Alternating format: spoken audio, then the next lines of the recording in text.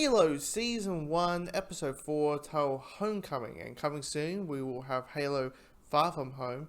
And finally, we are going to see the video game Master Chief next to this Master Chief in Halo No Way Home. We'll have a full CGI Master Chief in a realistic real-life Master Chief. It will be all Space Jammy. I'm kidding. I'm just making fun of this episode title anyway.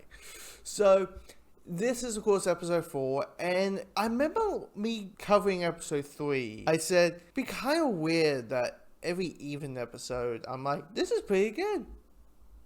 Guess what? This is pretty good.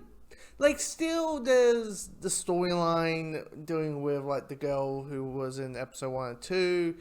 Her storyline, I don't care. Even though it was handled pretty well, I just don't care because I feel like, well, her story's done. Her story's done. It just feels so tacked on of a reason of why is this story continuing. There's no, for me personally as an audience member, there's no, like, reason to continue with this character. She tagged along with the Master Chief. She got a new home.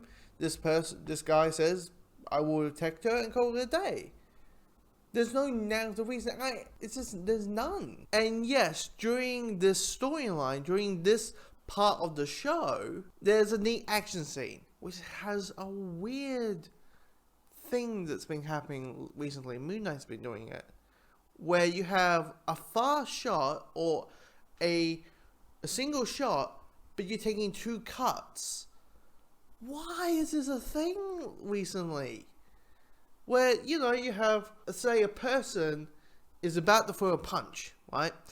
And you have a fast shot of someone throwing that punch. But you have one cut, which is near the face, and then you do a quick cut where it hits contact. Why? Why is this a thing? It's stupid. Just do a single shot. And if you didn't get a good shot of that certain thing on the day, you do one thing.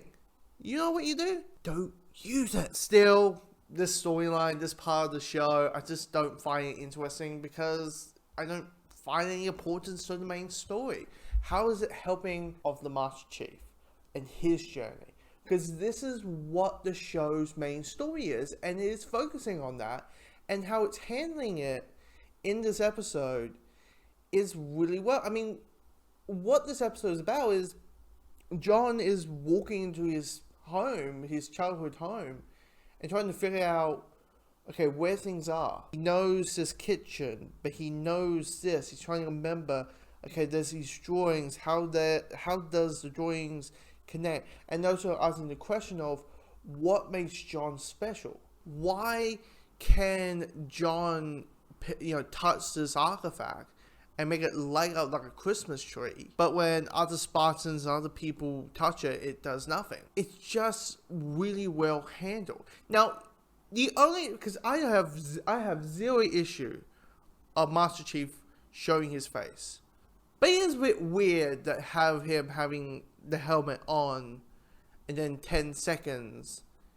he just takes the helmet back off. And you're like, they take the helmet off like it's a dramatic thing. Dude, guys, you show his face, okay? You don't need to show him just taking the helmet off.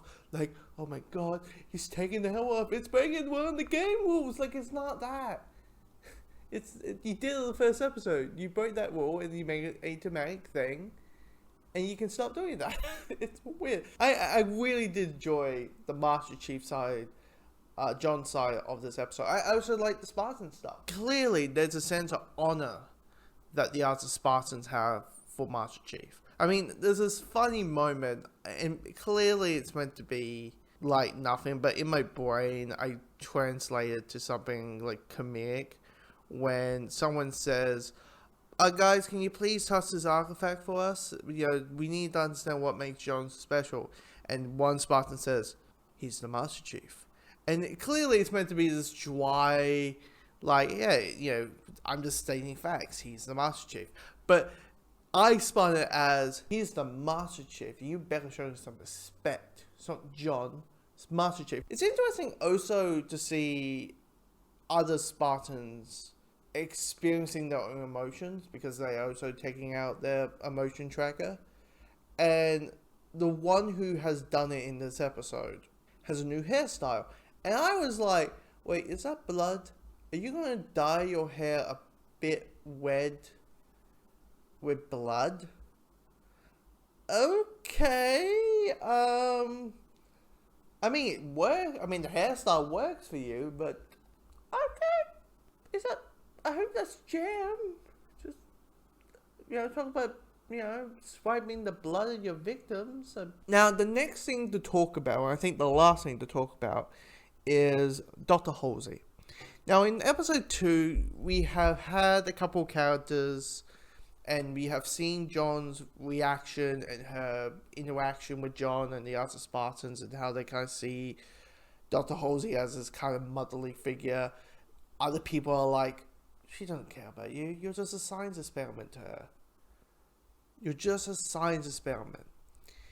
But all we see outside the business side of things, her trying to make sure that everything is perfectly done, make sure that the high-ups have approval of what she wants to do, and X and Y and all that type of stuff. But still, that motherly figure. In this episode, we see a little bit of the armor cracking. Seeing that, okay, the other people were white. John and the other Spartans, just science experiments. And she is that typical scientist who's like, people are addictable, their feelings, their emotions go over the place, you don't know what they're going to do next. I need to create these Spartans, these super soldier, high-tech being people to be emotionless, because I know what they're going to do. I know what they're going to feel. I know how they're going to react and say things and do X, Y, and Z. And it's interesting to see in this episode of what happens to someone who is normally in control of something in this situation and it's not happening. What does that person feel? And she feels uncomfortable. She feels she can't control it. Because John is full of emotions. All the technobabble that would normally work doesn't work. She's all about, you're going to see memories, John. Memories that, is going to, cloud your judgment and trick you to seeing things and X, Y, and Z. And John's like, okay, we're going to continue on. While she's like, oh, okay, time to go back. He's like, no, we're continuing. I'm the guy in the robot suit, so we're heading off to the mission, which is, what we have, how the episode ends. And it's just going to be quite interesting seeing that relationship uncrackle. And my guess is, I have a condition. I think Dr. Halsey is going to die by the end of this season. And that's how you have Cortana and have all the people that John had an emotional attachment to is gone, and the only person is the hologram inside his head. I think that might be the way they're going to do it. And the show is greenlit for season 2 already, so it's going to be interesting. I'm looking forward to next week's episode. Hopefully it's not like episodes 1 and 3, and hope we get 2 in a row that's good. But yeah, I'm digging it. I'm digging this episode quite a bit.